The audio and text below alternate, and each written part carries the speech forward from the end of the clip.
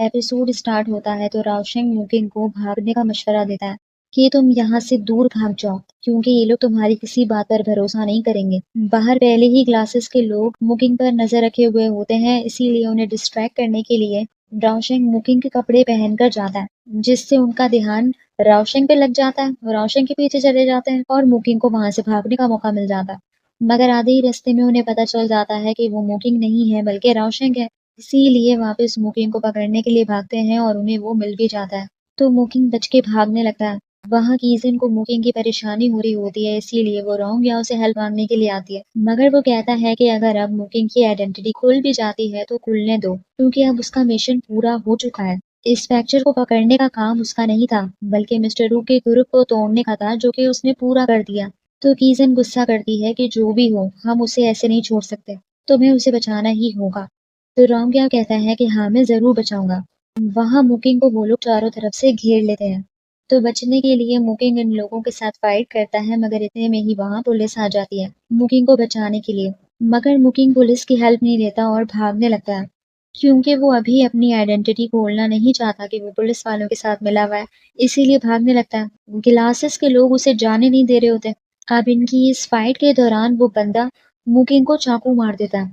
तब भी मुकिंग उन सब के साथ फाइट करता है और उस बंदे को कहता है कि जाकर ग्लासेस को मेरा मैसेज दे देना कि ये जो उसने मेरे साथ किया है ना, एक दिन मैं उसका बदला इससे जरूर लूंगा, और वहां से भाग जाता है। दूसरी ही तरफ पुलिस वाले मुकिंग को वहां हर जगह ढूंढ रहे होते हैं, मगर वो उन्हें वहां कहीं नहीं मिलता। बस बाव को बाहर वो चाकू मिल जाता है खून से लथपथ, और इतने में वहां पर ग्लासेस भी पहुंच जाता है, मगर पुलिस वालों को देखकर भागने लगता है।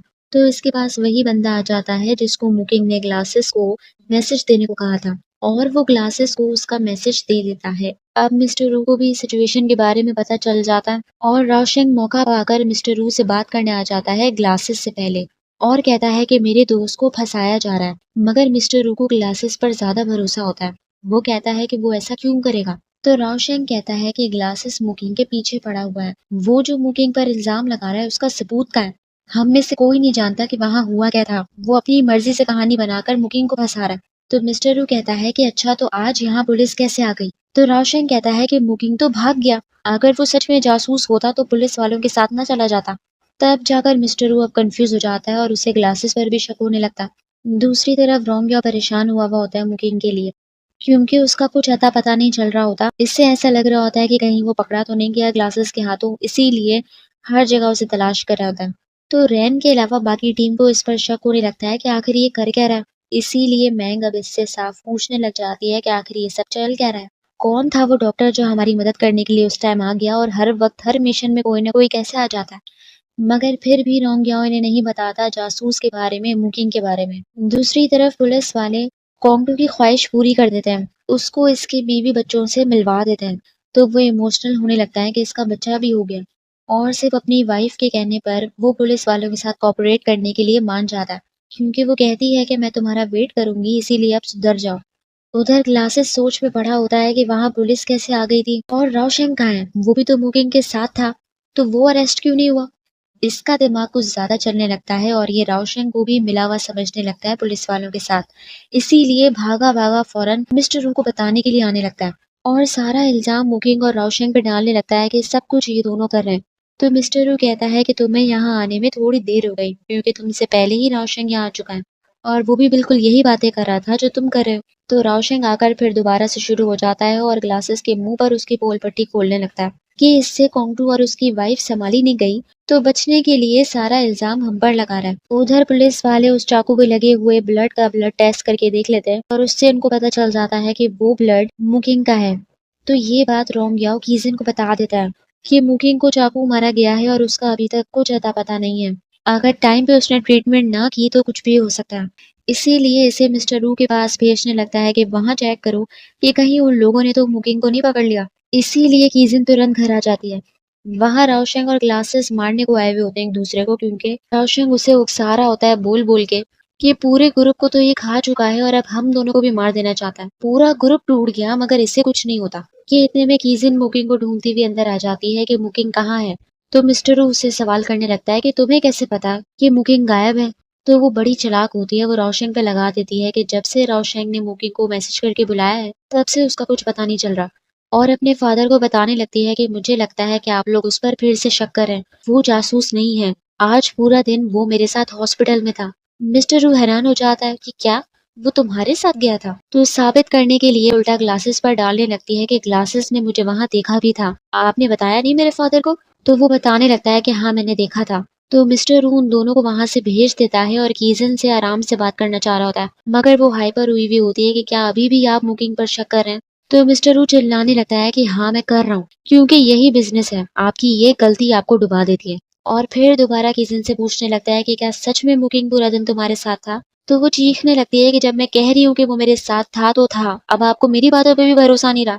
ये कहकर वो वहां से चली जाती है। तो मिस्टर वू को उसकी बात पर यकीन होता है, मगर वो फिर भी ग्लासेस से कहता है कि मुकिंग को ढूंढो। उधर किजन को यकीन हो जाता है कि मिस्टर वू के पास मुकिंग नहीं है, मगर ऑब्वियसली कीजिन परेशान हुई भी होती है कि मुकिंग कहाँ होगा, कैसा होगा। तो राउशिंग कहता है कि तुम परेशान न हो, मैं उसे ढूंढ निकालूंगा, और उसे उसके घर पर छोड़कर चला जाता है।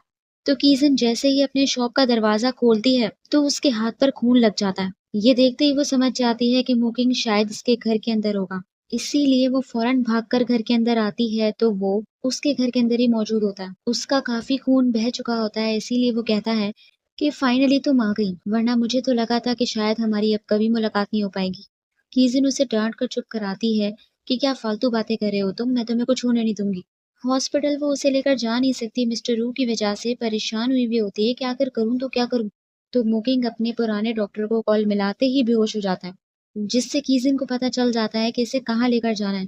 कीजिन इसे हॉस्पिटल ले आती है, मगर अपने प्राइवेट डॉक्टर के पास, जो सिर्फ पुलिस वालों का इलाज करता है। और यही वो शख्स था जिसने कीजिन की प्लास्टिक सर्जरी भी करी थी। मुकिंग को ब्लड की जरूरत होती है, मगर इस डॉक्टर के पास कोई ब्लड नहीं होता। तो कीजिन अपना ब्लड देने लगती है, और कोई थोड़ा ब्लड नहीं देना होता बल्कि काफी ब्लड देना होता है। मगर वो भी देने को तैयार हो जाती है कि बस कुछ भी करो, इसे बचा लो। और डॉक्टर को मना करती है कि मेरी प्लास्टिक सर्जरी के बारे में मुकिंग को कुछ नहीं पता, तो तुम इसे कुछ मत बताना। अब मुकिंग का ऑपरेशन सक्सेसफुल हो जाता है और उसकी आंख जैसे ही खुलती है तो डॉक्टर इसे फौरन बता देता है कि तुम्हें मेरा शुक्रिया नहीं बल्कि उस लड़की का शुक्रिया अदा करना चाहिए कि वो तुम्हें टाइम पर ले आई और अपना ब्लड तुम्हें देते वक्त एक बार भी नहीं हिचकिचाई। ये सुनकर मुकिंग फौरन कीजन को ढूंढता हुआ उसके पास आ जाता है।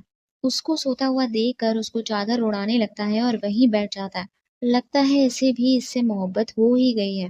अब अचानक ही कीजन की आंख खुल जाती है और उसे अपने सर पर इतनी तकलीफ में बैठा हुआ देखकर वो उसे फौरन लेकर जाने लगती है कि क्या कर रहे हो तुम, तुम्हारा अभी ऑपरेशन हुआ है और तुम यहाँ आकर बैठ गए। अब वो मुकिंग की वहाँ काफी केयर वगैरह कर रही होती है और उसे कहती है कि तुम्हारा मिशन अब खत्म हो चुका है, तो अब तुम्हें वापस नहीं जाना चाहिए। वो उसकी फिक्र में कह रही होती है क्योंकि वो फंस चुका है, मगर मुकिंग नहीं मानता। वो कहता है कि जब तक मैं इंस्पेक्टर को नहीं पकड़ लेता मैं ये मिशन नहीं छोड़ूंगा। और साथ ही साथ इसे कीजन की भी परवाह हो रही होती है कि अगर मैंने ये मिशन छोड़ दिया तो ये अकेले कैसे संभालेगी। इसीलिए उससे कहता है कि मैं इस मामले में तुम्हारी बिल्कुल नहीं सुनूंगा। दूसरी तरफ ग्लासेस का दिमाग बहुत ज्यादा चलता है। मुकिंग तो कहीं इसे मिल नहीं रहा होता तो कीजिन पे शक इसका जाने लगता है।